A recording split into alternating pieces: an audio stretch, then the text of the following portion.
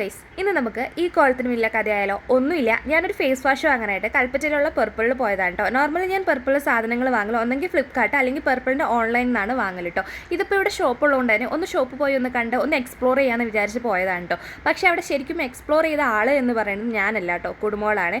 കാരണം അവൾ അവിടെ ട്രയലിന് വെച്ചിരിക്കുന്ന എല്ലാം എടുത്തിട്ട് മേക്കപ്പ് ചെയ്യലായിരുന്നു കേട്ടോ പരിപാടി. ഇത് അവൾ സ്വന്തം ചെയ്ത മേക്കപ്പാണ് കേട്ടോ. ഇതൊന്ന് റിമൂവ് ചെയ്യാനായിട്ട് ഞാൻ കുറേ പാടുപെട്ടു. അതിന് അവൾ എന്നോട് നല്ല രീതിക്ക് പണങ്ങിയിട്ടുണ്ടായിരുന്നു കേട്ടോ. ഞാൻ കളയുന്തോറും അവൾ ഇടാനുള്ള ആവേശം കൂടുതലായിരുന്നു കേട്ടോ. അവിടെയുള്ള ചേച്ചിമാർ നല്ല മനസ്സിനുടമകളായതുകൊണ്ട് എന്നെ തെറി പറഞ്ഞില്ല, കുടുനി ഒന്നും പറഞ്ഞില്ല. നല്ല രീതിക്ക് ക്ഷമിച്ച് അവളോട് കോപ്പറേറ്റ് ചെയ്ത് അവളെ മേക്കപ്പ് ചെയ്യാനായിട്ട് സപ്പോർട്ട് ചെയ്യലായിരുന്നു കേട്ടോ അവർ.